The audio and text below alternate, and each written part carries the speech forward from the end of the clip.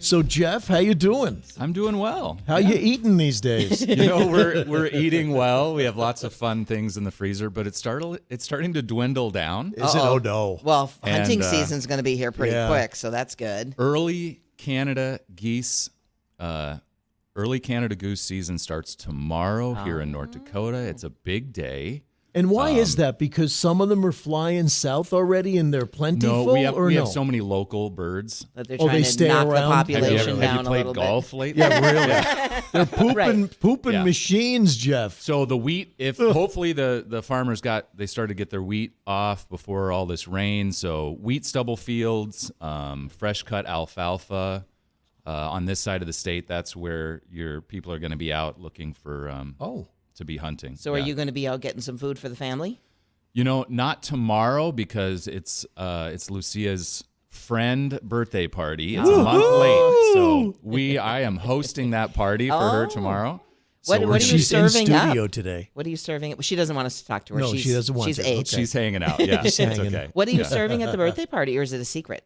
I think everything's a secret, but we've got all kinds of fun games. Is it going to be and wild things. game food that you're serving the No, kids? I don't think, sometimes no, she's shaking her head. She's like, Probably no, going to be pizza mac or and something. cheese and pizza. Well, yeah, sure. At third grade, at about senior, she's going to say, I want duck, I want pheasant, I want this. You know what I mean? we'll see. We'll Yeah. see. No, you were telling us when you walked in, you were talking to Jeff about goose liver, and I wanted to know, like, does that taste like chicken liver, I would imagine? Well, Yeah. he knows my Jewish connection. Yeah, And you so- said on your face page on your So website. on my website, so it's wildgameandfish.com. So on the homepage there, it's got my latest recipe because it's early goose season tomorrow. I decided to do a chopped liver recipe, but so I've gotten chopped liver, like it's chicken livers. Sure. It's made with chicken livers Yeah. in a deli. There's one. The closest one would be St. Paul, Minnesota. But New York delis would have the same. So a good Jewish deli would have chopped liver. And I love this stuff. What so what I is decided in to it? make it Oh, with goose yes. liver. What Yes, is in yes. it to kind of give it a creamy texture? What's in besides seasonings? So, Because there's With like the no liver- mayo or sour cream or cream cheese or anything like that in there, is there? oh no, yeah. Oh, there is? Yeah, yeah, yeah. Yeah. Oh, there is all that stuff in there. There is. Okay. Yeah, so depending on the recipe that you're going with, but just picture it like a pate. Yes. Okay, so but Like it's a not as liverwurst to smooth. the 10th power. Yeah, but like a pate, it's very smooth, and this stuff it's a little chunky, but not too much. What's it usually served on? Like a cracker? No, but so like traditionally it would be like for Jewish it would be like Yes. matzah. Yeah, Yeah, so, matzah. Yeah, Yeah, matzah. But you could do crackers. I like it with dipping it like those the non. Like at Sam's Club, you get those the pita breads, but they're the mini pita breads. Yeah. Have you ever seen those containers? Like you warm those up and then you dip it in there. That's really Oh, that's good. Oh, my. Because my mother would say, they got matzah to die for. yeah. Okay, That sounds delicious. Okay, I want to ask about this. Now, you partnered up with the North Dakota Department of Agriculture, part of a Yeah. web series to promote farmers markets and specialty crops. And I know Yes. where you're going to be at Red River Market coming on Saturday, but you sent me a video, and I was just so intrigued. You were canning, preserving, but you were roasting the vegetables in the oven ahead of time. I've never seen that done before. Yeah, so it was a lot of fun. So last summer is when we filmed these. So actually, and actually this week's is going to be highlighting a goose hunt and a goose recipe.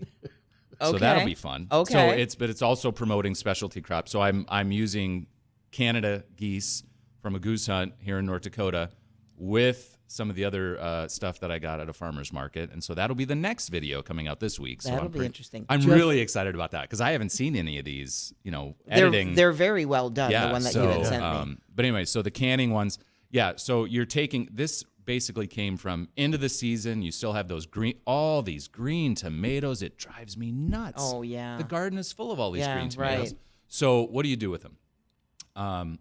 So I decided to actually just to pickle them, like to quarter the tomatoes instead of making a salsa, Something like different. a green salsa, or a salsa verde. So you basically just put out the tray of your peppers, your tomatoes, kind of onions, and then you're going to salt them No oil. No oil, because because we're doing this in a water bath canning, not a pressure canning. If you use oil in water bath canning, it can go rancid. Oh, So we don't want that. Okay. Yeah, you want to stay away from oil when water bath canning. You can eat rancid food. It's just not advised. It's not advised. You can eat it. You'll survive. Yeah. But it doesn't smell good. It doesn't taste good. And the family won't like you very much. It's going to give you a tummy ache. Is this recipe on Wild Game and Fish blog? So if you go to wildgameandfish.com, there's the YouTube video there on the homepage. But then from there, then you'll find a link. The recipe itself is because we want you to go to the North Dakota Department of Agriculture website. So the recipe itself is, you'll be able to find it at farmers markets locally. They're going to be handing it out. And then also, but then also the web, if you go to the website, you can fill out a form and request the recipe. And then that way we send know it to you're you. listening and you asked for it. Okay, so is this recipe going to be available? And what are you doing downtown on Broadway Square this coming Saturday at 11? Yeah, so they, at the Red River Market every Saturday at 11 o'clock, they normally do a cooking demonstration. And so I got invited to come down and do one this Saturday. So we're very excited. And I'll be doing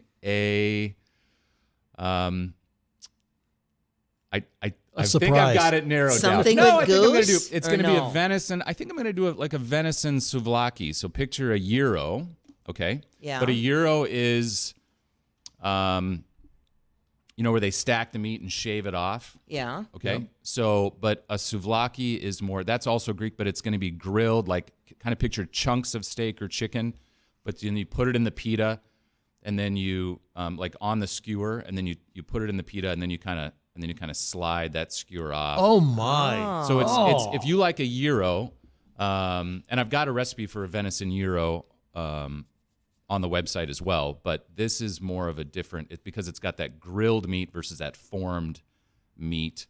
I'm gonna do a venison souvlaki on Saturday at the Red River Market. So it's just more ways to use that venison, and then in Bismarck. You're at a Mandan. Women Pheasants Forever on it's this the Wednesday. Capital City Ladybirds for chapter for Pheasants Forever. That's going to be this Wednesday at Dialectic Brewing in Mandan, and I'm going to do a pheasant souvlaki because it's the Pheasants Forever chapter, of course, for the ladies.